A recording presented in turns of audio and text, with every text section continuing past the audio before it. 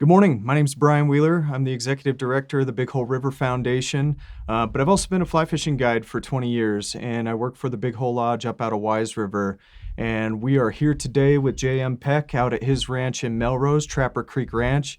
And we just wanted to have an informal and hopefully informative conversation about what's going on and maybe areas that we work in our respective industries to try and mitigate our negative impacts on the resources we depend on, and things that people, the general public, may not know that we're doing. Yeah, thanks for coming out today. I really appreciate it, Brian. Glad you can make it. So if you haven't heard, here in the Jefferson Basin, we've experienced what seems to be a basin-wide population crash of our trout fisheries. This year's electroshocking survey showed the lowest numbers on record for browns and rainbows.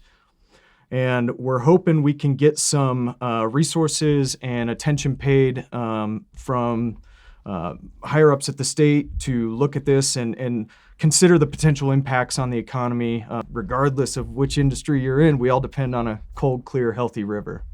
Yeah, that's right. I mean, here on the Big Hole, we're really just one big community. We're all neighbors. We're all friends. We all work hard. We all work together. We all live together.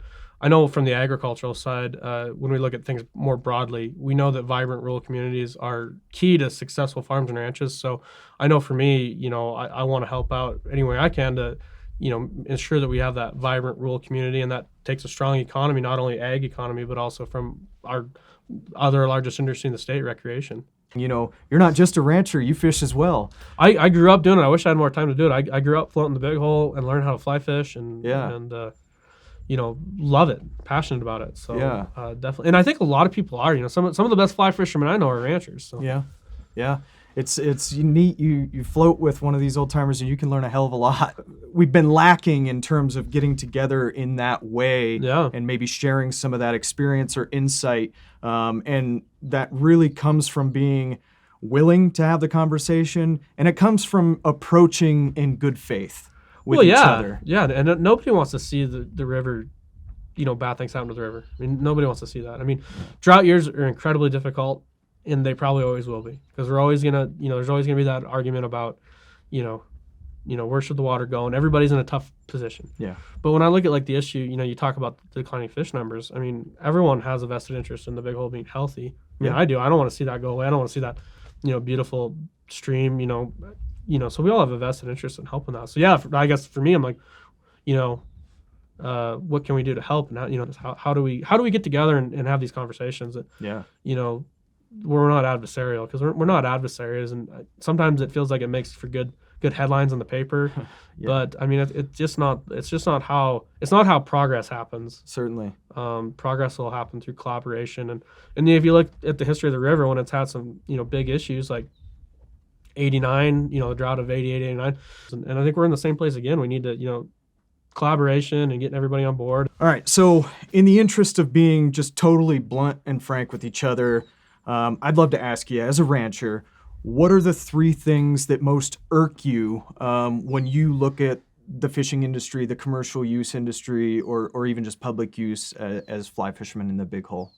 Yeah, great question. Tough one. Yeah, well, way to be blunt, and I think that's how having these discussions is how we can make some progress. When we talk about the drought management plan and shared sacrifice, there's always people out on the river when, you said, you outlined some of the things you guys are doing. Not everybody follows that. That's definitely something that irks folks in the ranching communities when people are out, floating fishing when times are tough and when there's even restrictions in place. Yeah. And when we're sacrificing our water, we see them out doing that. That's definitely one. I mean, obviously, the friction and controversy, I think that's another one.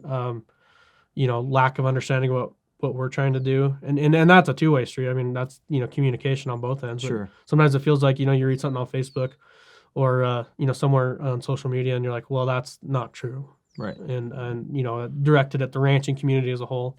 That's another one. A third one would be, everyone travels in Montana. They spend their week here, they enjoy it, and then they try and tell us how we should manage our resource or the resource. But sometimes it feels like they're giving us instructions and criticizing us while they only got to spend a week here. And then leaving. Yeah, and they're down somewhere south, enjoying nice weather when it's 30 below here, and we're combating winter, and that can leave a sour taste in our mouth sometimes. So Brian, so I'm gonna ask you the same hard question. So what are 3 things that the angling, the fishing community looks at and just irks them, grits their teeth at things that we're doing? Sure. Driving along the highway, it's 95 degrees out, the wind's blowing 30, 40 miles an hour, and we see all this irrigation from the pivots or the pivot ends hitting the road or just blowing and evaporating. That's hard to watch, especially when you're in a drought year and there's limited water. How are we tracking water use? How do we know that folks aren't taking more than their allotted water right? And if they are, how do we do a better job of enforcing that? I think that's one that the answer to that has escaped me so far. So a third thing I would say, really kind of more focused on my position at the foundation, we've documented some really high nutrient loading in the upper river, particularly what appears to be chronic nutrient loading of nitrogen and phosphorus over the last 3 years of our state-approved program. So one thing that irks me that I believe is a fixable problem is seeing, the piles of manure in the upper river, and when it's 95 degrees, that's just baking. It worries me that even if it's not on the river itself, that because the water table's so high up there, that might have an impact on groundwater pollution. Well, Brian, I guess I'll address your 3 concerns, at least with the best response I can give you. The sprinkler thing, there's a lot of technology in these center pivots. If you're looking at a sprinkler irrigation, that can help with that. I mean, that doesn't mean everyone's doing it right. That doesn't mean that, there's a school of thought that says when it's 95 and the wind's blowing 30 miles an hour, probably should shut sprinklers off. I guess my response, though, would be, pivots, there's a lot of technology and engineering that goes into the sprinklers, the droplet size, making sure the most water can get down there. I'm not saying it's all right. I'm not saying everything you see is done 100% the right way, but there's technology there.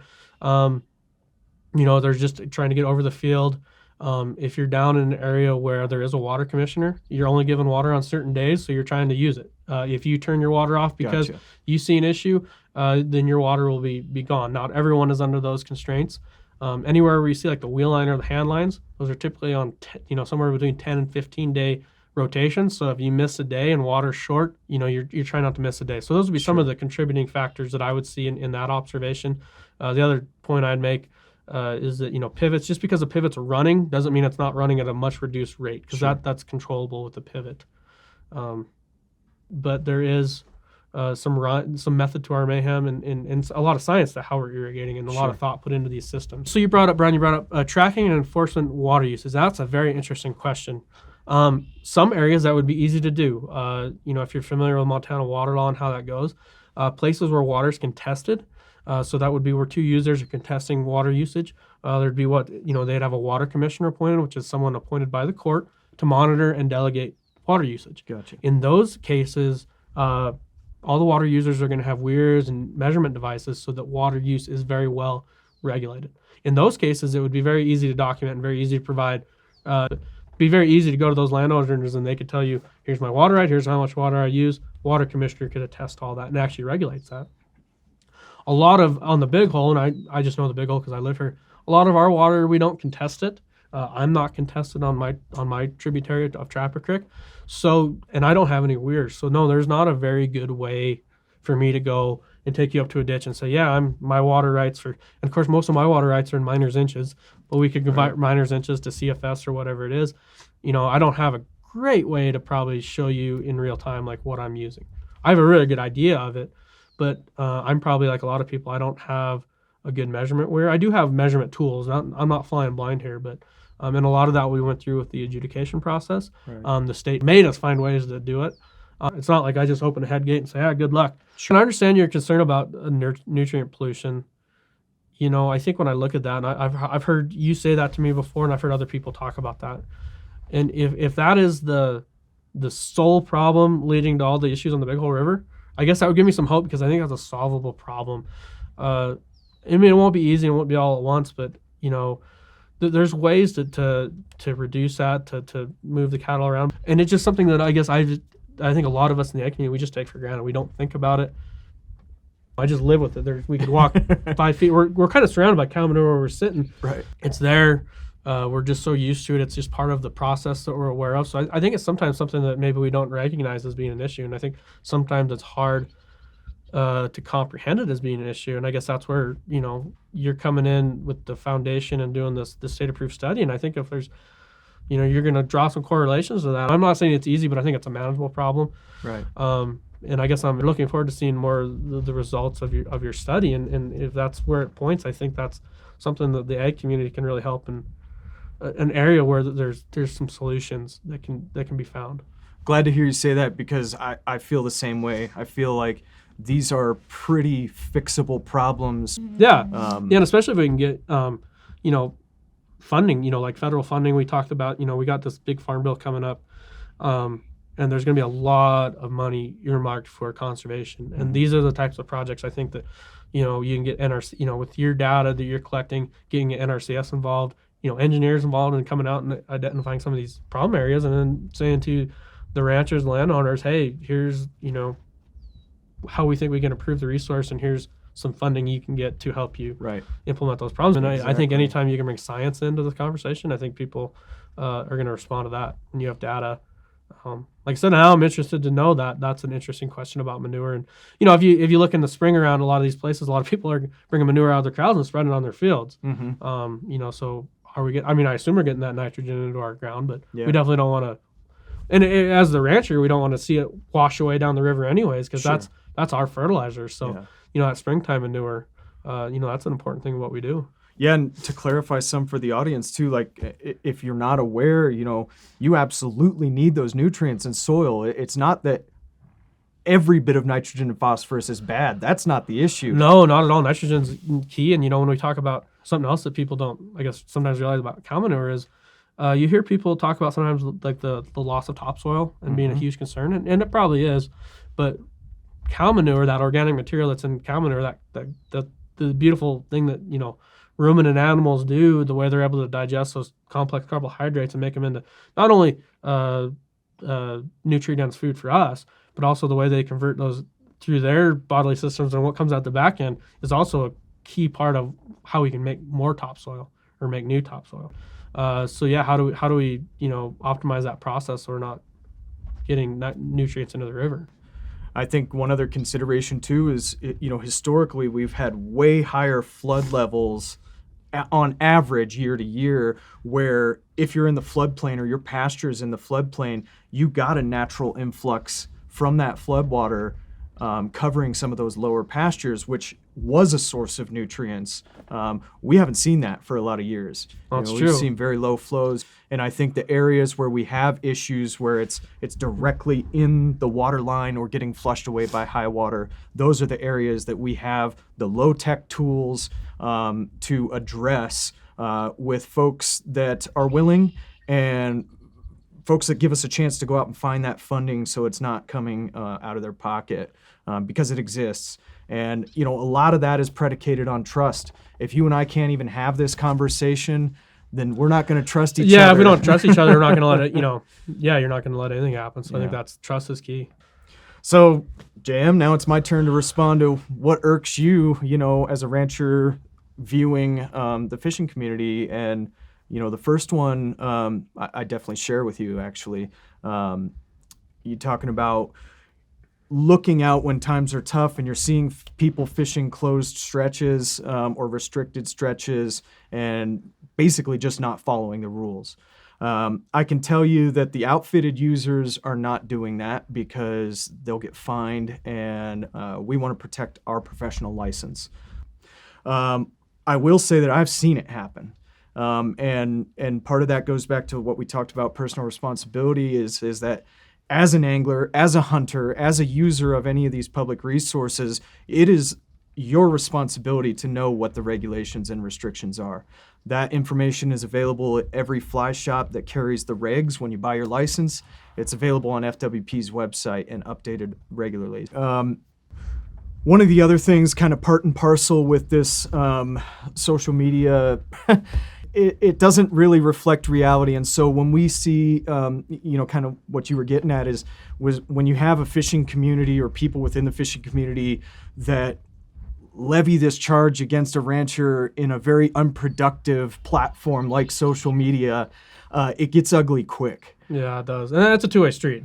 Absolutely, and that's where, frankly, the bad actors come out of the woodwork, and make us all look bad. Yeah. And so I guess that kind of goes back to a bit of self-control with regard to, is this going to be productive if I post this? Is this going to be helpful to the greater conversation? Some of the issues are valid, and we need to be able to sit down with each other and address them. Yeah, I think that's where the community aspect of it comes in. We need to find a way to and it on both sides, circumvent that social media, that where it's just that point that where it's very conducive to finger pointing, and then you bring in the people who are going to just pile on and Right. Instead of that interaction, make that an interaction that can be productive. So, to your final point, this is something I think about a lot, like how we can do better in terms of engaging those folks that are coming from all over the country, sometimes all over the world, to recreate in these areas, and they're here for their week and then they leave. And they maybe don't have a good understanding of the sense of community, or maybe they get an unproductive taste from social media prior or post their trip. And so they just kind of point fingers at the rancher because they don't understand them. They haven't taken the chance to sit down and talk with you. This is something that we need to do a better job engaging the clientele that come from all over, because their joy and their vacation and experiences are derived from the health of this resource. And we're struggling right now with it. And so, I've heard some things in passing up and down the valley in the past few months where, you got folks that are well-to-do. They come here for a few weeks. They absolutely love this place. But you overhear this thought process that's like, well, if it goes to shit, I'm just going to leave. And that sucks because to be honest with you, folks like you and I are sitting down having the hard conversations, and we're not going anywhere. This is our home, and we want to make it better, and we want to stay here and have good experiences for kids and next generation, and do right by the environment that sustains us.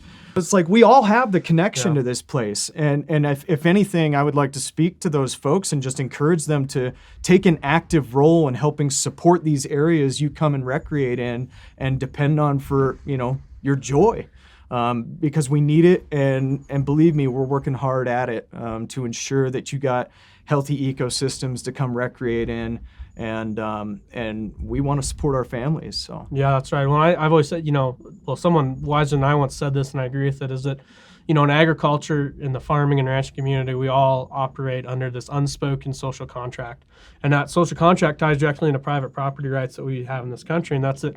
We're given this land, we have this land to take care of and to steward. We're productive, we're raising food that's nourishing, that's feeding the entire our county, our state, our world, and we have a huge responsibility not only to the land but to our neighbors and our friends and people all around the country and the world to produce food, to raise a sustainable, environmentally sound food supply that's safe and wholesome, but also maintaining that environment. So I guess as you're talking to these people who come for this week, I guess my one thing I would leave them with is, we understand why you love it here. We understand why you spend your hard-earned dollars to come to this part of the world to enjoy this beautiful resource, this place that we're very privileged to call home. Yeah. And I guess my message with them would be to take some time to appreciate all the stuff that is being done, all the people who are working very hard and very diligently to maintain and preserve and improve the resource, and make sure it's there not only for them to come back next year, for their kids to come back next year, but also take some time, I guess, from the rancher's perspective to, understand a little bit about, not only is it this beautiful place with this beautiful resource, but it's also productive for our society, and we're also providing, something that we all need, something we all rely on 3 times a day. And that I think is so special and unique, that we maintain that, and that we can all collaborate all the users, all the stakeholders, and make sure it's there for the next gen. Make sure it's there for our kids. Make sure it's there for the next generation of those people who enjoy recreating here. We can figure this out. We can figure this out, buddy. I appreciate you taking the time. Yeah, thank you. Yeah.